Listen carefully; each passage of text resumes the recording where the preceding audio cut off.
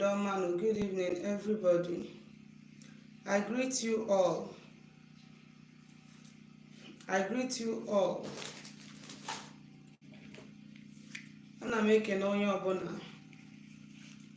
Ana m ekene nwoke, ana m ekene nwaanyị.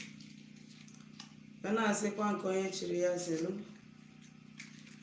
Wee na-asị na akata atawa afọ nwaala anyị mma. Ka afọfụtara anyị udo. Ka afọfụtara anyị ngọzi. Ka afọfụtara anyị agamniru ịdị mma ihe akụ na ihe enwe. Ka afọfụgbuola anyị uke, fụgbuola anyị ịyanya, fụgbuola anyị ọnwụ ike, fụgbuola anyị agata n'iru agawa azụ, akụ fesefese ọdala agwọ. Asị m ka chi anyị na-ezumezu, mmụọ niile anyị na ha na-eso gọzie anyị, nye anyị udo, ogologo ndụ na arụsị ike, nye anyị sọkses, nye anyị fevọ, nye anyị ihe akụ na ihe enwe. Ụbọchị afọ, ụbọchị nkwọ, ụbọchị eke, ụbọchị orie, afọ na-anọ n'ụbọchị na-anọ ise. Aka m bụkwa onye nke gị nwada gbara ọma ụzọ mmiri. Akwụkwọ m onye mgbasa ozi ọma ọdịnala Igbo, bụrụkwa dibịa Igbo. Anyị na-agba afọ, na-agbasi afọ ike. Anyị na-alụkwa ọrụ mmụọ dị iche iche, na-enyere ụmụ Igbo aka ịmara eziokwu gbasara ọdịnala Igbo, maka na ọdịnala bụ ụzọ ndụ n'ụzọ eziokwu. Ekenekwa m unu a ndị Igbo njem ọnụ, na-asị gị na ọ bụla tata bụ ize gị sonyere anyị maka mgbasa ozi ọma anyị nọ n'ime ya. Na masị gị nnọọ. Na-ekenezikwa ndị niile na-esonyere anyị na mbụ, na-asị na chi anyị na-ezumezu, mmụọ niile anyị na ha so ga-agọzi anyị, na aja niile anyị na-achụ ga na-amịtara anyị mkpụrụ ọma, na-amịtara anyị mkpụrụ udo, mkpụrụ agamniru, mkpụrụ ọmụmụ ya akụ na ihe enwe. Na onye ọbụla na-achụ anyị ga-ada, onye anyị jikwa ofe achụ ya ada. Na ọbịala egbu anyị ga-egbu onwe ya. Onye ọbụla si n'isi anyị ama mfọ, n'isi ya ama ndị. Ọ sị na nke anyị ama lụ anyị aka, ya wụla anụze mmiri. Onye ọbụla na-agwọrọ anyị ọgwụ, aja na ga-akụgbu ha. Onye ọbụla sịrị na ọ gafee na anya ya agafe, ka na-akụgbuo ha. Bọsị afọ, bọsị nkwọ, bọsị eke, bọsị orie, afọ na-anọ n'ụbọchị na-anọ ise. Ekenekwa m ụmụ Igbo, na-asịkwa gị ndewo, gị nwa bụ onye ọma. Echefukwala ịjụ ajụjụ ọbụla ị nwere gbasara ihe ọbụla n'ọdịnala Igbo. Dịka m na-aga n'iru ịkọwa ihe njimaka ya wee bịa tata, onwe ajụjụ ihe ọbụla na-agbagoju gị anya gbasara ọdịnala, biko type ya down immediately m finish with topic njimaka ya pụta, mma azakwa ajụjụ gị here and now. Ịgakwazi n'isiokwu njimaka ya wee bịa. Isiokwu m tata bụ ife dị na agụ, na agụ, that is agụ, not agụ. Ife dị na agụ, ife dị na agụ, agụ, that is chi onye ụwa, that is reincarnation. Ana m ekene gị light of God, ka afọ tata marụ gị mma. Chibuike m eke azọlụ, mgbede ọma ya gazie. So ihe dị na agụ, onye gbasara agụ ka anyị bịara ịkọwa. Ndị Igbo niile ekwenyelu na na-anụ ụwa, ma ndị jegidegoro ụka jegide ụka wee jepụ brain ha, mana a na-anụ ụwa. The only thing that na ha chọrọ ime accept the truth, and the truth bụ na ndị Igbo na-anụ ụwa ugboro 7. And onye ọbụla na-abịa ụwa nwere task o ji maka ya were na-abịa ụwa. O nwere ndị na-abụ ha na-abịa ụwa, ha ekpebia na ha na-abịa ịwụ dibịa. O nwere ndị na-abịa ụwa, o nwere ebe ahụ ha na-abịa ịnata ụwa, enenesi anya sị he n'obodo a dịrọzikwa ka ọ dị na mbụ, na ha na-abịa bịa mezie mmụọ na arụsị niile dị n'obodo. O nwere ndị na-abụ ha bịa to restore peace na the community. Onye ọbụla nwere assignment, ihe ọ nwụrụ, ihe o kpebiri n'ihu ndị okike ya, ndị zitere ụwa tupu o mee gịnị, ọ bịawa ụwa. Onye ọbụla nwere ebe o si bịa ụwa. Enwere ndị si na mmiri bịa, enwere ndị si na ala bịa, enwere ndị si na anyanwụ bịa, that is n'ọkụ wa anyanwụ, kpakpando, ọnwa. Enwere ndị si n'ikuku ukwu osisi dị iche iche wee bịa ụwa. mana inekwazi anya, many people are now wonder kedu ihe bụ na mmadụ ga-esi na anyanwụ wee bịa ụwa emechakwasị onye nwa na o nwere ụdị mmiri. Kedu ihe bụ na mmadụ ga-esi na ana bịa ụwa emechakwasị onye ahụ na o nwere nwaanyị mmiri? Kedu ihe ga-eme na mmadụ ga-esi na anyanwụ wee bịa ụwa emechakwa fa na-asị onye nwa na o nwere nwaanyị mmiri? Ọ bụ na m nọ na your shoes, m ma ajụ such question. Because ụta nọ ana m adị difficult mụ na ndị mmadụ imekọ ihe because na ịma nghọrị nwụ. You cannot deceive me. Mma ajụgidekwa gị ajụjụ o ganye na convincere mụwa ndị sure of ihe m na gị na-eme. So you cannot tell me ka m kwere na ihe mụnwa na-adịrọ sure n'ọdị. O so n'ihe gbasara ndị ụka ọbịa ji wee na-ewe m iwe na-afịa m arụ somehow because gịnị ha ga-agwa gị kwere na ihe na-adịghị ọgụ. Ịghọtago? So ka m aza ajụjụ a bifo m gawakwa n'isiokwu ji maka ya wee bịa maka na ịma na o nwere ihe na-ebute ihe. Anaghị m ala ike ịjọmpụ tọpik ajọmpụ. Mmadụ nwere ike ịbụ onye amụrụ ụbọchị Afọ. Ndewo Maazị Tony, ekenekwa m gị ka afọ marụ gị mma. Mmadụ nwere ike enwere ike ịmụ mmadụ ụbọchị Afọ yet onwe connection with water. Do you know why? Imana all these elements now revolve around itself. Imana all the elements now revolve around itself. Ha ncha niile na-alụkọ ọrụ. Ọ bụ na ị na-anya, ọ bụ na mmiri ezo ukwu osisi akpọwa nkụ. Ọ bụ na asị kịta na mmiri ezo na for some period of years ifu na osi ya akpọ nkụ ya aka nkụ. That is the reason why ọ bụ na mmiri ezo afịfịa anọrụ dry season afịfịa ifu na during the raining period na ọ dị fresh obido migi na dry wa. Because na water and earth nwere gịnị connection. N'ịkọrọ ọrụ ugbo ọlụ ga-adị fertile, mmiri masị ya omee pokopokopokopokopoko. Ị na-anya ifu na so many mmiri dị iche iche. Ị na-anya ifu na ịbịa na mmiri ya bụgoduru river ma ocean. Ị na-anya ma lake, ị na-anya ifu na osisi gbara okirikiri. Ọbụgodu nọ mmiri na-ekpo ekpo na osisi gbara okirikiri. Ọbụgodu mmiri dọrọ adọ na osisi gbara okirikiri. That is the reason why mmadụ nwere ike inwe gịnị abụ air element still onwe gịnị onwe water connection because the tree cannot survive without water. This one is apart. Ihe ọ na-abụ na mmadụ bụ earth element onwe gịnị onwekwa marine spirit because ịbịa na mmiri na-ekpo ekpo when you march you step on the earth. Onya wa aja anyị na-azọ ọkpa. When you step your foot na mmiri na-ekpo ekpo ihe na-eme gịnị ihe na-azọ dokwu gịnị mmiri. Aja ana. You understand? Ịbịakwazie na mmiri dị deep. Ifu na the walls of that mmiri bụ gịnị aja ana. That is why enwere connection between earth and water.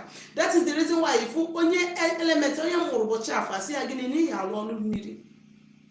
Because earth works with water. Plants works with water. Many of us mana mmiri a anyanwụ anọ n'igwe bụ mmiri ka ọ bụ. Onye maka ndị dibịa ji akpọ ya oke osimiri nọ n'igwe oji ọka eri aja. How many know? That is the reason ị nwere ike inwe gịnị ịbụ fire element yet you have connection with water. Let me not go deep na this one. Ihe chọrọ ịkọwa abụ na onye ọbụla nwere ebe ihe bugara m na ihe a na-akọwa bụ na onye ọbụla nwere ebe o si bi ụwa. Enwere ndị si na mmiri, o nwere ndị si direct from water, enwere ndị si from earth, o nwere ndị si from plants, that is air, o nwere ndị si from sun, that is the fire element. Then enwezuru mmụọ, there is a soul living inside that person from that place also. There is a soul, there is a spirit, there is a being living inside that person from gịnị ebe ahụ o si bịa. Onye na-akpata ka nkọwalụ unu because ụfọdụ dibịa sịrị gịnị na enwere difference between onye ụwa na chi. When you talk about chi, you talk about ebe onye ahụ si. Mgbe ị na-ekwu maka chi so onye ahụ, you are talking about mmiri ma ọ arụsị na-eso onye ahụ ebe onye ahụ si bịa ụwa. That is maka ndị na-asị na enwere chi iche nwa onye ụwa iche. This is the meaning. Ọ bụrụ na ị na-ekwu chi na-ekwu onye ụwa, mara na ị na-ekwu maka mmiri ebe onye ahụ si ma ọ na-arụsị ebe onye ahụ si bịa ụwa. Mana onye ụwa bụ the soul, the spirit, the being that is living inside that person. Wụ gịnị? Onye bụ mmụọ na-esozi onye ahụ, onye ụwa ya. The person that could not fulfill his mission, o wee mee gịnị time ya wee mee elapse, o nwụrụ wee mee gịnị wee na-achịtezi azụ in another flesh, in another form, to continue from gịnị ebe ọ kwụsara. Okay, kita now, ihe gbasara agụ. Mgbe gboo ụmụaka ụfọdụ ji aka ha agbara onwe ha agụ. Onwe ndị na-eji aka ha agba agụ. Mgbe gboo mgbe ndị nna nna anyị ha dị sensitive enough n'ihe gbasara omenala. Enwego somebody bịara ebe a ịbịa gba afa from this town. Ọ bụrụ nwa nwanne nwoke ka ọ bịara ịgbara afa. Ka ọ bịara ịgbara nwa nwanne nwoke ahụ afa. A na-akọwa na the child one wụ dada. And akpụrụ ya isi n'ike. Nke ahụ bụ gịnị? Offense number 1. Mbọsị mma akụzi gbasara ndị dada. I will talk about this na live video. Akpụrụ this baby isi n'ike. 1. Nke ahụ bụ offense to ndị ya na ya na-abọsụ. 2. Alụ wee bịa yaba this baby yagidi ya. Ndị be ha akasị ebe niile ha ga na Lagos. Bugharịsịa the baby. Ha wee jebe ha jere asị gịnị? Na ya alụ the baby ọlụ mmiri. Nwa 7 years. Ọ bụrụ na ada alụ onye dị tender ọlụ mmiri, but o nwere age. At least ọ goes 10 years up. That good better. So this person came. Mgbe na-agbalị ya fa wee gwa ya na nwa awụ dada. And na nwa na chi ya na anụ oke. Ha ji esetụlụ ọda chi ya. Meri asara ka na-emelụ ndị dada ka arụ na ya nwa ahụ kwụsị. Ha na-agwa m na a na-akwadozi ijeje lụọ da baby ọlụ mmiri ihe dịka tomorrow. This baby a na-ekwu okwu ya ji aka ya na-agbara onwe ya agụ. But the parents don't know maka gịnị na fa na-eje ụka. Enwere ike for instance, nwa gị nwere ike nwa ị mụrụ n'afọ gị nwere ike ọ bụrụ like your late mother or your late father nọrọ nwa ahụ ụwa.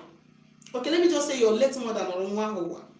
Onye ahụ echegidego ka ịkpọbata ya ụlọ ka imele ya ihe ikwesị omenala ikwesị imere ya imeghori ya. Ihe nwa ahụ ga-eme wee need to climb your bed.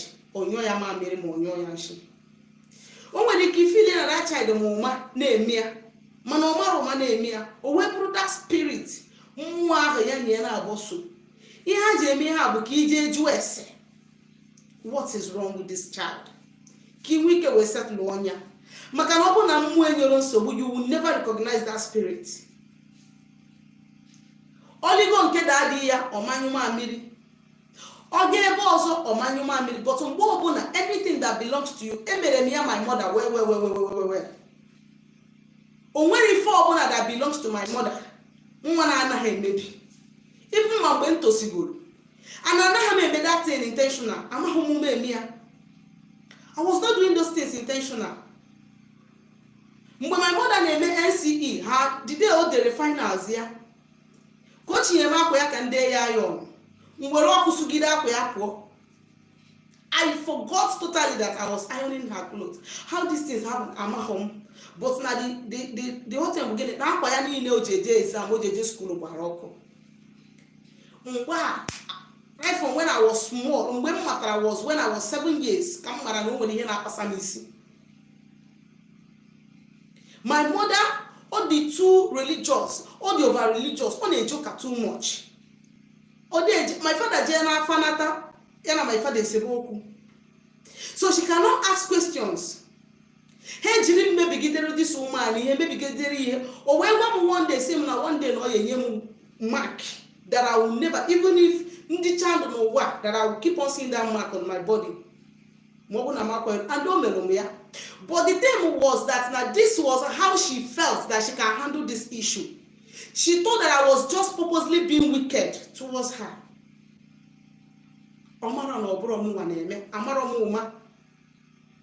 It was her father that reincarnated me. Oh, the man onye na try to do what? Ime gini? Ịgbalụ ya ma je jụọ ese kedu onye nwa abụ. Dozielu nwa ụzọ ya on time. But ọmahọ. And this thing affected me so much in my life. So what am I trying to say? Ihe na chekwalụ gị bụ anọ n'ọdụ na-eti Holy Ghost fire. Eduzina nwatakịrị jee n'ụlọ ka na-apịasa ya arụ. Stop that. Ejezina ndị na-amara ebe ha si nweta ike. You don't hear ịmara ebe nwa si nweta ike nke m too, but stop taking to this child. Ewe ga-abụ ịkpọrọ ya je ị na-complicate issues more with that child. Ụfọdụ ụmụaka na-eme ihe a ọ bụrụ na ha na-adị mean to their parents. Ụfọdụ na-eme ha iji aka ha wee mee gịnị wee gbara onwe ha agụ. Ụfọdụ na-agbapụta arụ anaghị ha. Arụ anaghị ha. Ihe ahụ gịnị ịgbara onwe ha agụ. Gịnị bụ agụ? Agụ bụ mmadụ ịchọpụta gịnị afọ a na-agba usoro mmadụ ji eme gịnị achọpụta onye nọrọ ya ụwa. Mmụọ na-eso ya ọ be nna ya ọ ikwu nne ya. Alụsị sochi ya kedu ebe o si.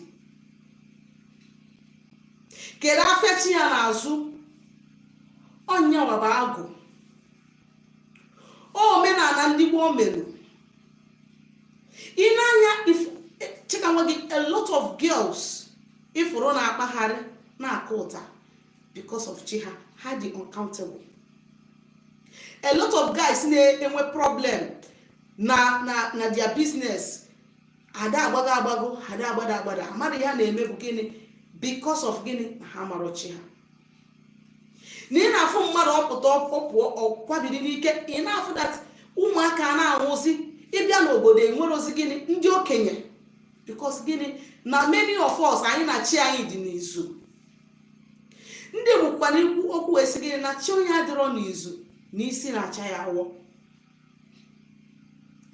A lot of us na-eje arụ ọrụ. So many of us na-eje arụ ọrụ. Alụ ọmụnọrọ of spiritual work without our chi. Isi onye ahụ ya chụkwa chi ya ọsị gị hapụgodi ya n'ihe ọ chọrọ ka ịrụ ọrụ ihe aka ọ bụ onye ka ị na-awọrị. Kedu onye na-edeceive?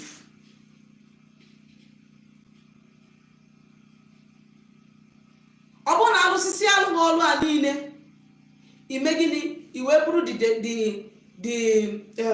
the testimony iwe bugara ụkọchukwu ebe ọ nọ na altar. Ọ dị mkpa na onye ọbụla bụ onye Igbo ga-eme gịnị ị ga-amachi gị. Mara your purpose of creation. Mara ihe iji maka ya wee bi ụwa. Work on that part. Maka gịnị na ngwa ngwa ị nọrọ ugboro asaa ị n'ọzọ ugboro asaa imere ihe iji maka ya wee bi ụwa. Nwanne ọkwa ndị akara oghere straight. Akara oghere straight anaghị ajụ ya ajụ ka ade negotiate ya negotiate. O nwere ike ọ bụrụ ya nwoke mmụọ ndị ụka na-akọwala unu. I do not know. Mana mmadụ emere ihe o ji maka ya wee bi ụwa waji ife.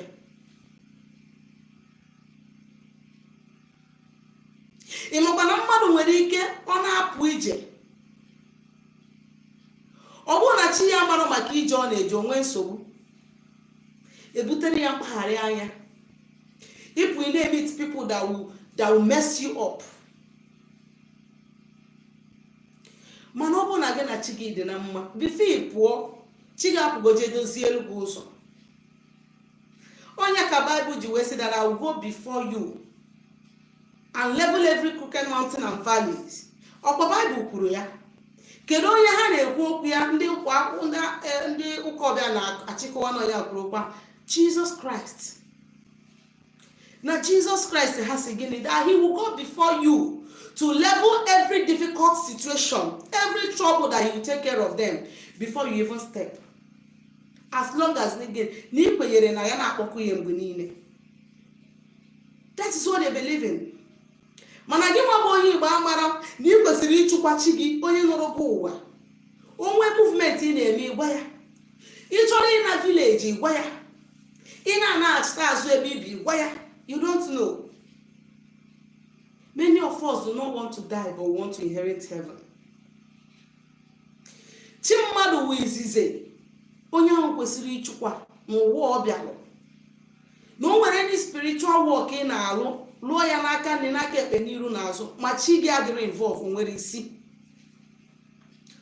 Ọsọ gị lụọ ọrụ 1 million naira and chi gị amarụ maka ọrụ ahụ na-alụ nwere isi.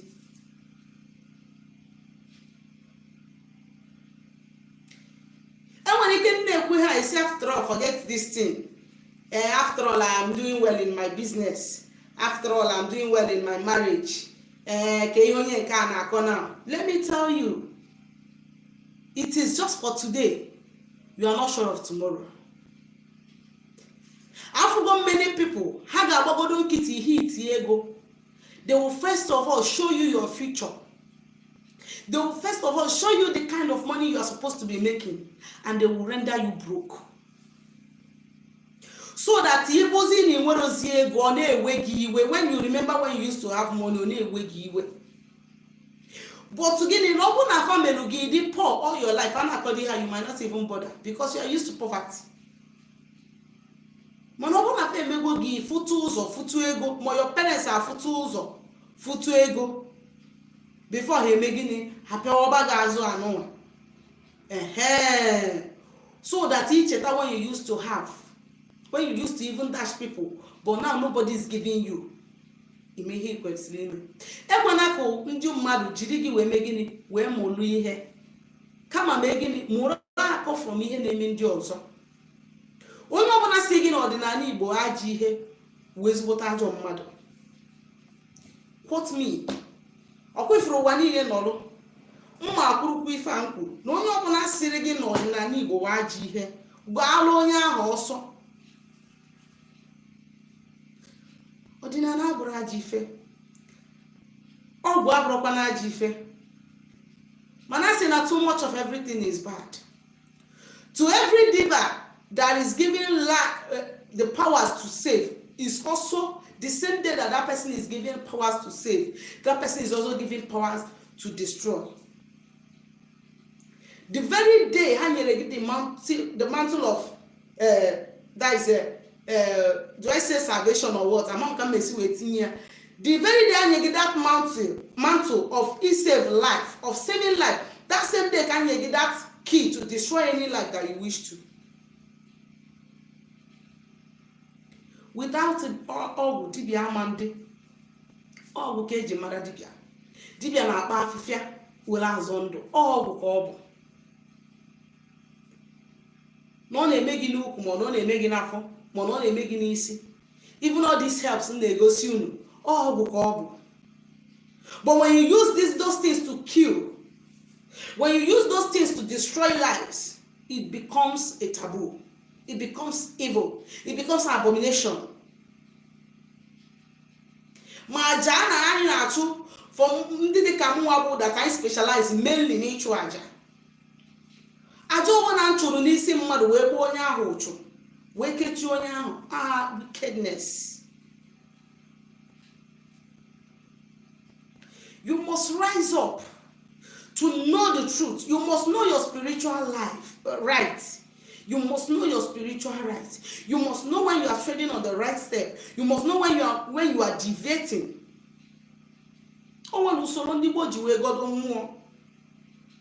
Many of us are no longer practicing them. In we are no longer practicing those things those days. There are things in the world that I am still condemning till today. But there are still the good ones that none of us is trying to pick from. Na ya nara agwa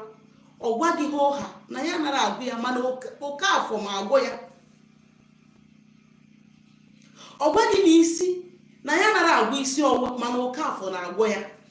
And ebe ahụ ya direct ga-ebu sure. But kita everybody maka anyị na-eme anyị ma ya, maka anyị na-amara eme anyị ma ya. Nke ka kwụsị njọ bụ analụghị ego ọrụ amalụ, analụghị ego ọrụ achị ịlụ ọrụ analụghị staa gị, analụghị ego ọrụ ama ọ na-elu ego gị na-ayọ gị na-asị gị ka ndị na-agị ka ọrụ mee gịnị ka ọ rụrụ ọrụ. Ọdịnala abụrụ ajọ ife, but you must be very careful how you step on this path. Do not make mistake. Be careful. Kedu ka esi wee dị careful? Mgbe ọbụla ị chọrọ ime any journey, consult your forces. Mgbe ọbụla ị chọrọ ije ije ọbụla ị chọrọ ka dibịa ọbụla arụ ọrụ gị ọrụ ma ọ bụ alụ gị afa, try jee go hot dosebe gị. Do not buy hot mmanya ọkụ and keep in your house. Bottle mmanya ọkụ like this, buy it and keep in your house. Whenever the need arise, you raise it up. O nwere ụdị nle ọ ga-abịa ịlọsịa, ọ bụrụ na iwe onye a na-eyi egwu na nlọ. Let me tell you, you must know how to manifest your spiritual, your inner powers and strength. To every man lies a power in him or her, whether you are a dibia or not. Don't underestimate your powers. Do not underestimate yourself. Do not cast all your hope upon a dibia, or that without this dibia you cannot be saved, or things can never be well with you. It's a lie. Make this thing a hobby. Keep this thing in your house. Or even if you're having a night bad dream, and you're not this kind of person that used to pray, you don't have money to do your work or whatever, you've not done your work, don't just get this hot. Dosi and abegi. Hot can save you. Even on manyoko, it can take away what you never imagined that it will take away from you. Buy this thing, keep it. Whenever those people come to attack you, even if you have call, and they are tormenting you, buy hot and keep. What gonna happen with that their bad dream? Just put it in, when you wake up, put it in your glass, call upon all of them, offer them, you calm their head. When they are make attack, you know that it is coming from evil arrow. Put it. It was sitting here on, splash against your door and your window, you sleep and you will sleep like a baby. Learn how to use your own power. There are power and forces living inside of you. There are entities at your back.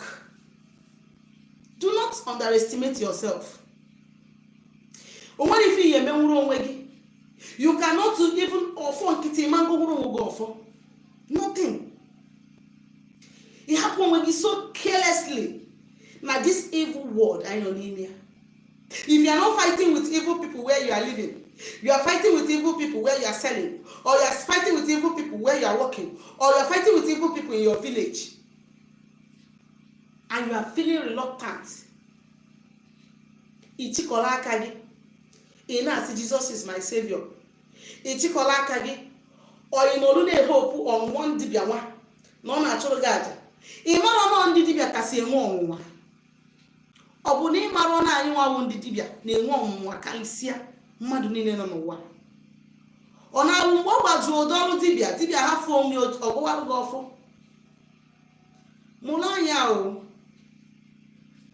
Mụrụ anya ka azụ.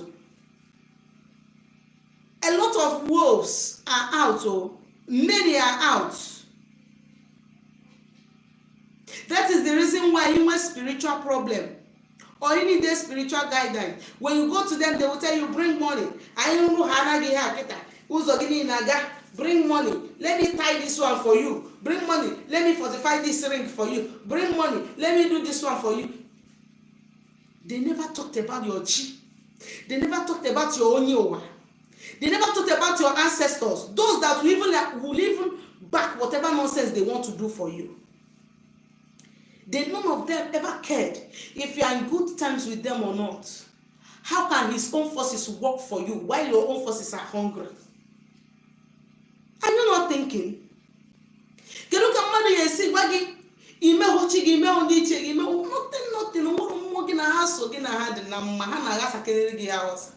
Somebody will just come and tell you, come, come,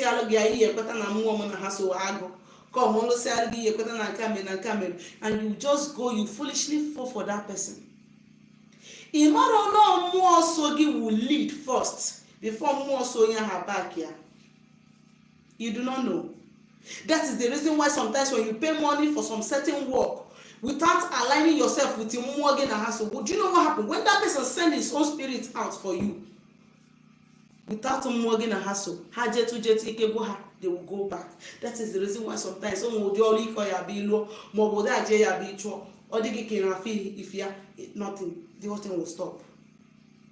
The choice who chigi ke mara chigi. Makana mmade machi ya bondo. Mmade machi ya budo. Onya bu n'ụzọ na-aga. Even if you are praying to gain favor from any oracle or from any arusi or from any deity or from any mami water or from any kingdom, na chigi ga-ewetenye gị. See me like this, I go dey hungry, you go send me message. Now you go work out. Even if you be my mother, you go kill me there. You can't send me on an errand when I am starving. And you are hungry, will you go? Some people will say, I hope if I feed my child today, nobody will tell me to feed again. Do you eat once? The rima in Abaya once.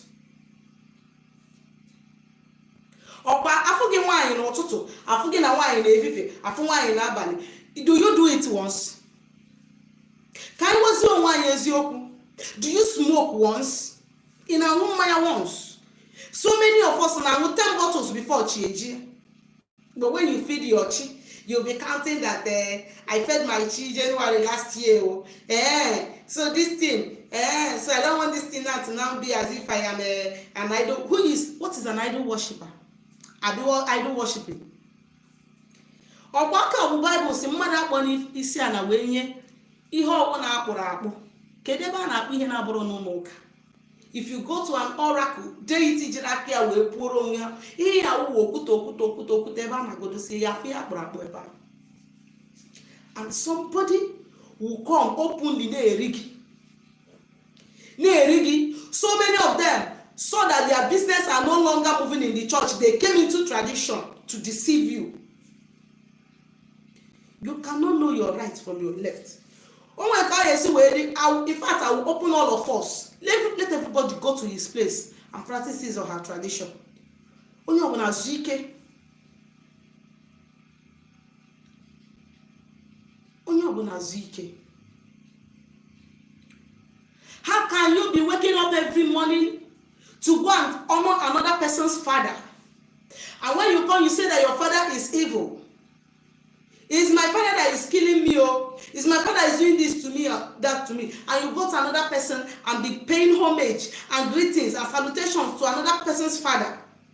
Onye ahụ he will his wealth tomorrow. Will he even remember you? That is your case with that of Jesus. If that person wants to will his wealth, will he remember you? Will he will any of his wealth to you as his biological son or child? No, he will only remember his own. But already you have become an enemy. You have created an enmity between you and your own father. And at this point, what you need to do is to go and beg. You kneel down, you beg. You go in how Gabi go, you make your father happy. This thing I am saying have happened to so many families. So many of us have abandoned whom we are. Who can be walking in this life and call himself a living man without his shadow? Can you walk and say that I am alive when your shadow is not there? All these deities, all these entities, all these oracle, all these forces, they are us and we are them. They live in us. Take it or leave it.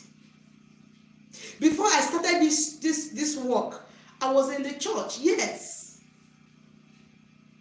I was in the church. I wasn't a pastor, but I was a staunch Christian. That to an extent that any day I decided to do like 7 days midnight prayer and fasting. That would be the day I will have the worst attack of my life. I will not sleep. If I just turn and open my eye, I will see people standing. They will not talk to me.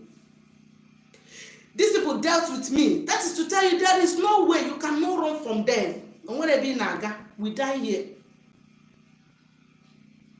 I cannot come back to my father's house and sleep like other people.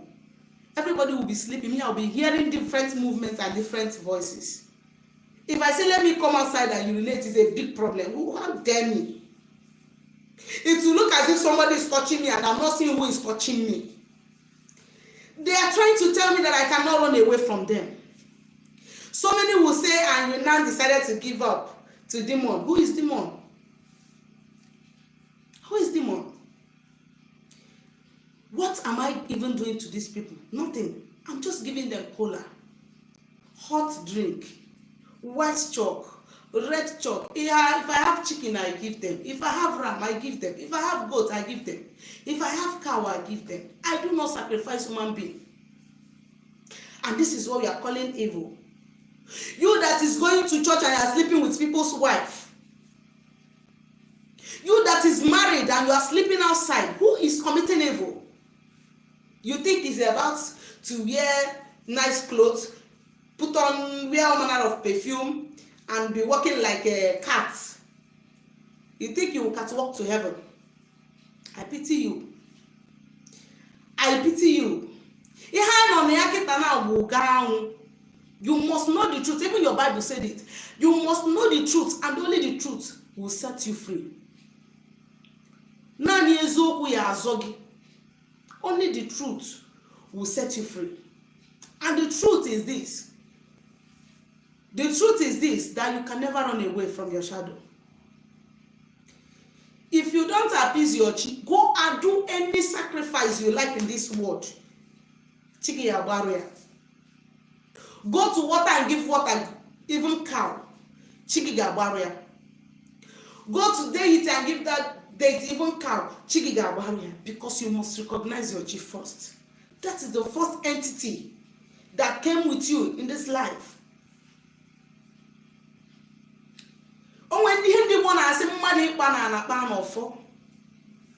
You must learn how to be right, upright, and just. You must learn this.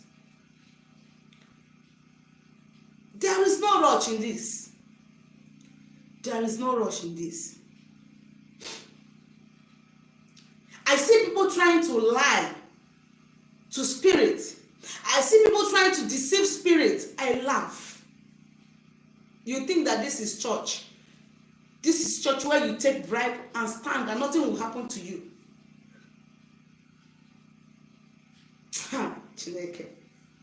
Oh, you think that here is church where you'll be sleeping with somebody's wife and you'll be looking at her husband shouting praise the Lord. Oh my God. Here is not church. Here is not church and can never be church. Nemanya, ihe ọbụla I mere baji ihe mother earth and right Golgia down. And it will start, that action will start to invoke on all manner of evil spirit against you. You must know what you are doing here. You are the sure of what you are doing here. That is if you want to succeed. You must be diligent. You must. In this place you cannot commit an abomination and you go and read Psalm 31. Or you go and lift cola to the sun and say, because what you did, you know. Can you imagine people who come, especially these people that have call? Especially these people that have call. I have been begging them to stay. Leave me. If I do offer for you, tell you have call, and you know you are not willing to start your work, leave me. Please. If it was easy for me to run away, I would have run away. You people like someone that will lie to you, eat your money, or even collect your money, deceive you and all that. That is what you like. So that tomorrow you carry your car and go another place and say, this person worked for me and nothing happened. You carry your bag and move to another place. you have call. I told you you have call. I told you so many things about you. You confirm these things. Oya, cost my work, madam, oga, go and think, check yourself if you are going to answer your call as soon as you can. If you know you cannot, please, I'm not going to work for you. Give me 2 days, give me 3 days. You came back. I've made up my mind to start. And when I am not doing your work, you come and tell them to give me permanent work. Tell them to grant me my visa. Tell them to do this one. Tell them, don't you now worry? You think you are deceiving me? You are not deceiving me. It's not me. It's not me that called you to work. I don't have any business with you, with even people that called you to work. It is left for you to either you accept to answer. It's not me that you are answering, or you decide to leave it. It doesn't concern me. But the worst thing that can happen to someone is when you are coming to an entity with deception. When you are thinking that it's me that you are talking to that spirit. When you are thinking that you are trying to deceive me. Oh, I'm Olam Gamo in Swahili. Because when you think that you are deceiving me, you are deceiving yourself. If you are saying to deity, please accept this sacrifice, I'm going to accept the call that you people called me, I'm going to do the work, and they know that you are not willing to do the work, they will leave you. Surely you want, the more you look, the less you should, they will do it to you. That is why many of you will be working and you say you're having an attack. You're having an attack because what you told Adibia to confess is not what you meant in your heart. Now manye ka ngwa gị o nwere any dibia na-alụ ọlụ aka ịkwụ ọtọ gara far with lies and deception.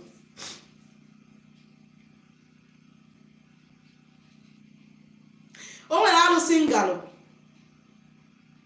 If you are going to that deity, you will not eat apple.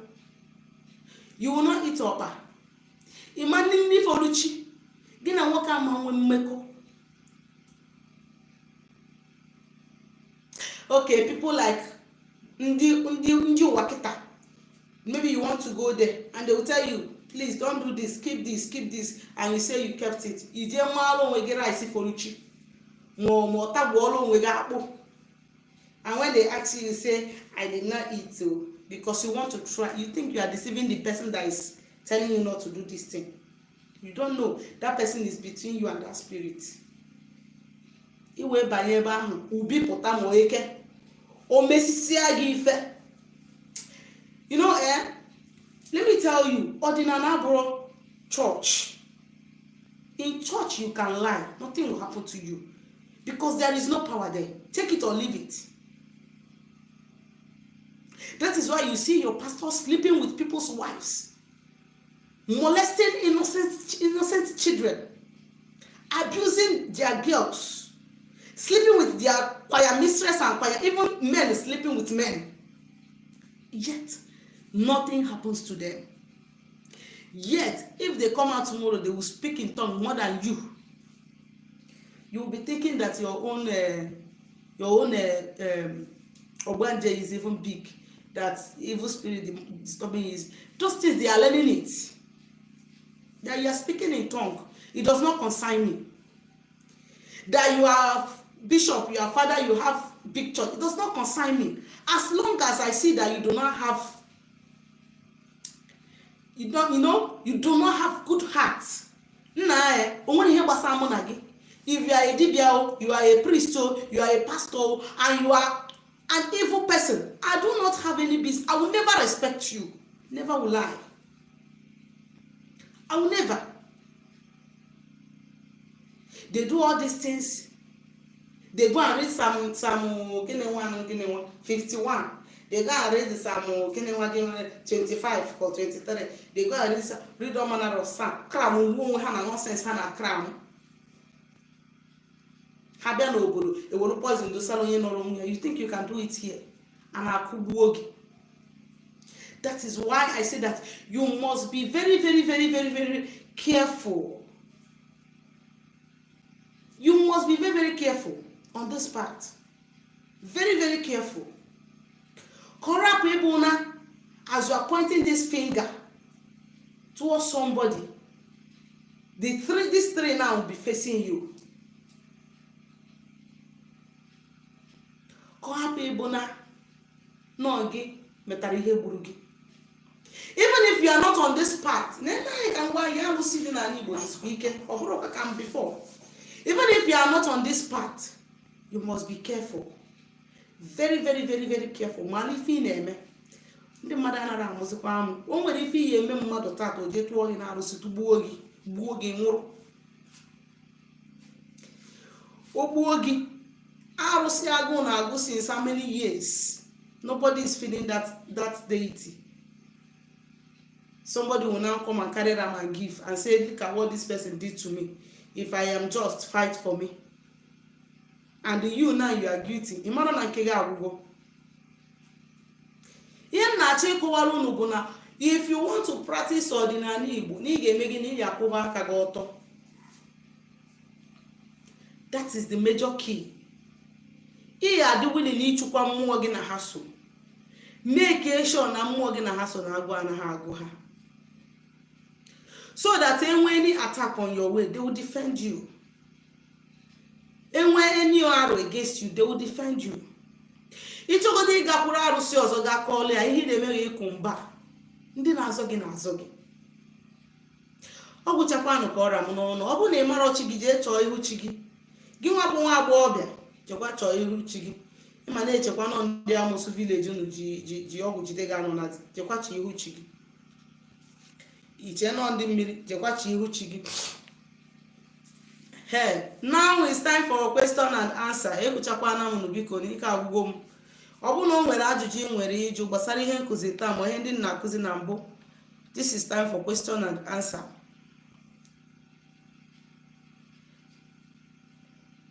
You dream where you are carrying a baby. You are kissing the baby. Ọ nwa anyị mụrụ na mmiri jee chụkwa ndị mmiri.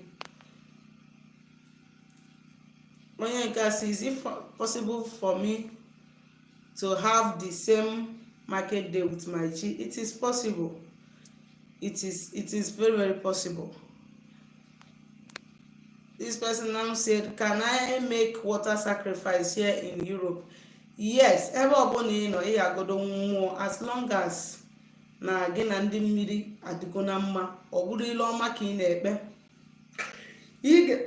Eme bụ na ọ bụ na o nwere dibịa na-agbalụ gị afa, you call that person, i send ya afa mmiri nọ ebe ị nọ, o cheke ma ya na mmiri gị na ha so a na-erikọkwa. Ọ bụ na ha na-erikọ, you are free iji ebe ahụ kpọọ mmiri so gị chụọrọ ya aja ọga. Mana before ibute aja ị ga-enye mmiri so gị, you must offer something to mmiri ahụ ị bịara na be ya first before ibutezie nke ị ga-enye mmiri so gị. What time can you call me? Mazi, and I may wait time for call. Yes, because call may take so much of my time. Abuni ka chọrọ mụ na gị gaa n'iru ịkpa anything privately. He send a message na my WhatsApp number na 07037311663. Just send a message ebe anwa. Ọ bụrụ voice note he send ya. Because if I give you appointment now, I might not meet up. So all depending on the day he send the message. Ọ bụrụ na mụ dị free, enwe m ike gwa gị kpọọ m. Ndewo. Okay, whenever I am online, I should paste my number. Okay, biko 07037311663. Onye Uwa akara ị ga-eji wee nweta m. Ọ bụ na o nwere ajụjụ ị chọrọ ịjụ m, just jụọ m ya ebe a, ma you send m direct message na my WhatsApp number 07037311663. How can I use Kola to call upon my chi and Ajani and Aros in my village to fight for me when I am in trouble in another man's land, or when someone wants to hurt me because he has money to do me anything? Onye jụrụ ajụjụ a, ndewo. Ọ bụrụ na ị nọ obodo oyibo and na ị na-enwe mgba n'isi gị, na o nwere ndị na-achụ gị, na-eme anya, ọ bụrụ na o nwere ndị na-achụ gị and aka gị dị ọcha, ị ga-eme bụ na ihe a bụrụ ihe a na-eji ọjị agọdọ. Hear me. Ọ bụrụ ihe a na-eji ọjị agọdọ, ọ bụrụ ife eji ọgwụ eme, to the best of my knowledge.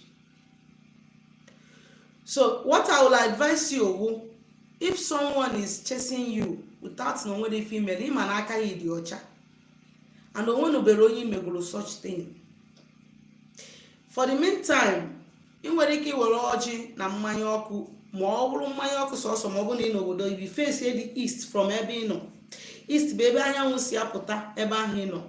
Ị godowelu chi gị na ndị ichie gị, kpọkwuo ha, isi ya biko ndụ gị ịma na ọfọnụ ikwụsị ife ị chọrọ, iwe ọjị ma ọ bụrụ mmanya ọkụ, ịtụpụrụ ha mmanya. But then that will not be enough. Jee na alụsị, chọọ alụsị ya eje. Chaa alụsị na-anụ ọgụ, alụsị dị powerful, jee chụọ alụsị dị very very very very powerful, jee kwụọ ya mba, tụọ onye anwa na alụsị ka alụsị pịawa ya azụ. You know, alụsị ka a eji wee yigodo ndị ajọ mmadụ egwu na nke ikpeazụ. Alụsị pịawa ya ezigbote azụ ka ọ rapụ gị ka izu ike. Ọ bụrụ na ị nọrọ nso ije, zie nwanne gị ya jee elu gị ije alụsị. Ọ dịpendị ka alụsị anwa si eme operate. O nwere ike iru ebe anwa si iwu na ya anọ lele, bọzigodu ka ejigoduru gị ozi ihe gbasara alụsị, ka ịtụ onye anwa na alụsị. Alụsị ga-anụrụ gị ọgụ, wetara gị victory. Ka ya bụ alụ ha na-eme gị ka o nwee ike kwụsị. Sometimes, okay, thank you so much for this wonderful message. Ndewo. Sometimes I forget my dream. Why? O nwere ihe na-eme na mmadụ na-echefu nrọ. Ndị amosu na-emecha mmadụ anya nrọ. Mmụọ ya na mmadụ so na-emechi mmadụ anya nrọ. Ọ bụrụ na ị na-echefu nrọ gị, iche ka ọ bụrụ ndị amosu ike ha. O nwere leaves onye lụrụ gị nwere ike direct gị were ya na-asa isi gị, ma ị na-asa isi gị n'ihu gị. Your dreams will start coming back. Ndị ajọ mmadụ, ndị ọgwụ. Ọ bụrụ na ihe gbasara mmụọ, ichukwa mmụọ. Ọ bụrụ na ihe a ga-enye gị leaves, ma onye agwa gị ihe dị ka a na-ejikwa akị oyibo na hot na ose asakwa, ịsakwa ya, your dream adịkwa standard and stable. Okay, eziokwu Chineke ya gazie maazị onye nke m, ekenekwa m gị mgbede ọma, nnekwu nwanyị Nkechi Okonkwo. Greetings maazị Festus Ugbo. Ọdịnala is powerful my dear. Ọdịnala Igbo ga-adị, ya gazie. What about if I am half Igbo? Can you know my chi? If you are half, why not? Even if you are from America and you are half Igbo, as long as, unless the person that reincarnated you is not from Igbo land, and maybe in your own part, if your mother is from Igbo and your reincarnate is not from your maternal side, then and you people don't practice believe in reincarnation or whatever, it's fine. But if the person that reincarnated is from your mother's side, even though your people don't believe in reincarnation, you must settle your chi. Ho-ha. You get that? So you can find out who your chi is through Deep Alpha consultation. My number is 07037311663. Okay. Good evening from here, ma. Please, how can I know the water where I belong? Good evening. I greet you. Some people, this is how they find out their water of reincarnation. You can find some people, their water of reincarnation used to visit them in their dream. Maybe some people used to go, they see themselves in their dream, maybe swimming in their water of reincarnation, or they see themselves, playing there, or they see themselves going there to fetch water. They just see their water of reincarnation. Some people use to find out their water of reincarnation through their dream. through these things that I just explained to you. And then others used to find out their water of reincarnation through deep Alpha consultation. So if your own don't visit you through your dream, then you can find out through Alpha. Thank you. I'm telling you, well done. So this person said, please, is facing the east still important when you come back to your father's land? Oh ha! You have been to my temple now. You have been to my temple, Nkechi. So didn't you notice that the day that you came, that the way I built my temple, that whenever I'm facing my oracle, that I'm facing the sun, where the sun used to come out from? Didn't you notice that? So even if you are in your father's land, you must face the east and call upon them. It is important. The east is the sun. The east simply means the sun. Ndị Igbo na-ekpe ekpere through under the sun. From the sun, you can call down on any power you want. From the sun, you can call down on any oracle you want. From the sun, you can call down on any spirit you want. Like me now, there are some spirits that if I say that, if I check and see that even going there to visit them might take me much time and all that, what I will do is that I will stay under the sun, I will invoke them, I'll call them down and give them whatever, or even if I want to install them, I'll call them from the sun and install them. As long as I have the necessary material that they are demanding. The sun, that is the east. Okay, I got it, Daloma. Yes, my mom is Igbo. My mother's side is Sisoko. Yes, now, so you can do to know if it is if you are from your mother's side or from your father's side. Are we done with our question? Okay, I have finished attending to the questions that we have here now, and for now we do not have any other question. If you are feeling shy to type here, I know they call people name, so I just read out your message. Once I read out your message, you know that you are, this is the person. If you are the one that sent it, you know that you are the one that sent it. You understand? So I don't call on people's name. But if you are still feeling shy to send me message here, send me message in my WhatsApp 070373 Ozi nwelu izitelu anyị gbasalụ nkụzi anyị na-akụzi, mana o nwere ajụjụ ị chọrọ ịjụ, mana ị chọrọ ka agbalụ gị afa ma ọlụ ọrụ mmụọ, zitara m ozi na my WhatsApp number. Onye nke a sị gịnị? Are you a Jewish? I don't know what you mean by a Jewish. I do not know what you mean by a Jewish. I am not a Jewish. I am an Igbo lady. You understand? I am an Igbo lady.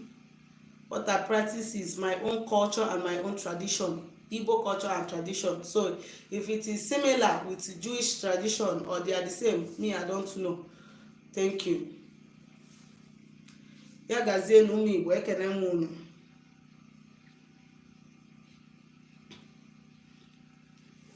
You haven't answered my question yet, please. You haven't answered my question yet, please. You haven't answered. I have answered this question now. Please, how can I know the water where I belong? I have answered this question.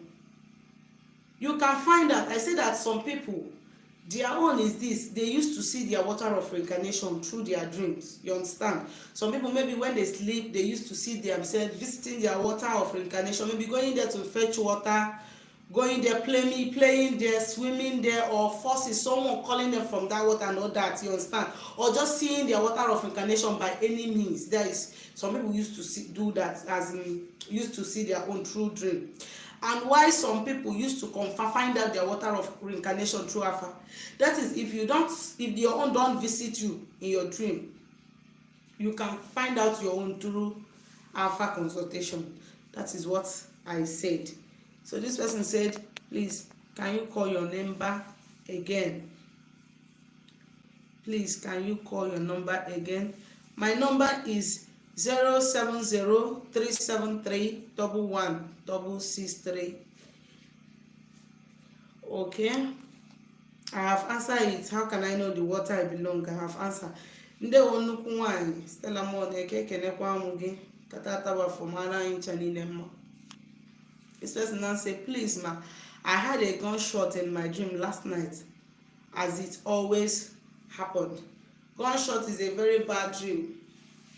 It's a bad dream. This one has nothing to do with your own forces. Yeah? It has nothing to do with your forces at all. Some evil people are after you, so you have to take care of yourself. It has nothing to do with maybe your chi or your agu or blah blah blah blah. No, people are trying to attack you. So maybe they have gone somewhere for you, or they are trying to. It's just about bad people. Okay, this person now said, please, I can't find Onye Uwa. Nobody has been able to activate Onye Uwa. I think I'm here. So I can't find my Onye Uwa. Nobody has been able to activate Onye Uwa. I think something is holding him or her. Please, the person that asked this question, that you cannot find your Onye Uwa, that you can't find your Onye Uwa and nobody has been able to activate. These are two things. So one is that you can't find her or him. Two is that they cannot activate him or her. So I want to ask, is it that there have been people are giving you wrong results as your Onye Uwa? Or is it that you've gone to Alpha and then now nobody, it seems as if you don't have Onye Uwa, you are just reincarnating for the first time?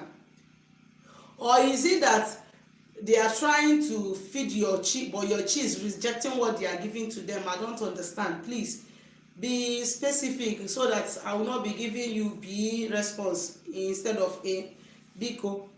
Oh. I like your teachings. I greet you. Well done.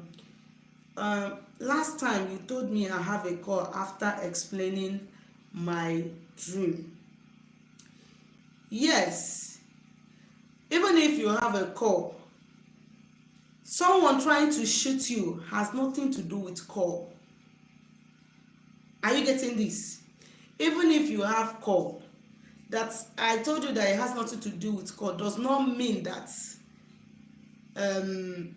if you had call that you no longer had. No. I'm just trying to tell you that this dream strictly means that people are after you. Something is after you. You understand? So you understand? How can I know the area I've been called to work? Okay, this is an intelligent question. Very smart question. Look, let me tell you. Every dibia is called to save. Every dibia is called to heal. Every dibia is called to deliver. Every other things that comes after them are addition. Anything else that comes after these things are addition. If you are called as a dibia, you must be a healer. You must be a deliverer.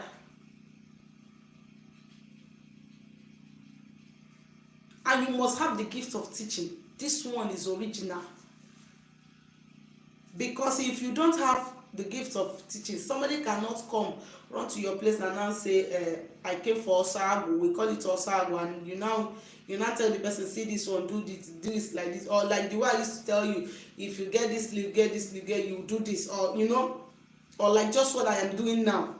So if you are a dibia, you are called to teach, you are called to heal, you are called to deliver. That is the primary reason of dibia.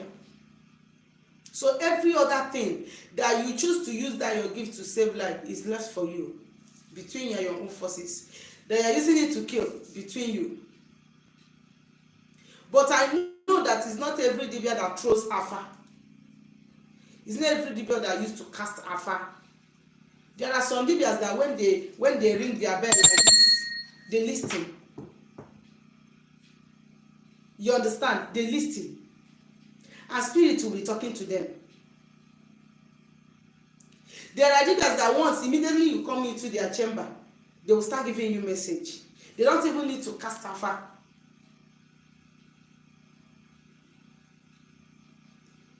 Me personally, if I'm casting alpha for you, I just want to fulfill all righteousness that you came to do alpha. Because once I consult spirit on your behalf, I'll start receiving message. Are you getting it? So the primary purpose of creating Libya is to heal, deliver, and teach. So every other things are addition. So if you are saying which area you are called to work, happy Hannah see the ekere ọrụ eke actually, because in other ways ekere ọrụ eke, because if my people might decide to show me what I can use to treat someone with ulcer, and they may decide to show you what you can use to treat someone with diabetes. That is why they say ekele ọrụ eke. There is division of labor in this work. There is division of labor because this one they have showed me, you might not know it, but you know this one, I don't know this one, but all of them, bringing all of them together is healing. All of us are healers, just that the area I know, you don't know it. You get it? Thank you. Okay, thanks ma. I thought it's part of the call, maybe it's the spirit that I need to appease. No. Okay. Ndị nke m ekenekwa m unu. Tomorrow will be a great day. Ya gazie.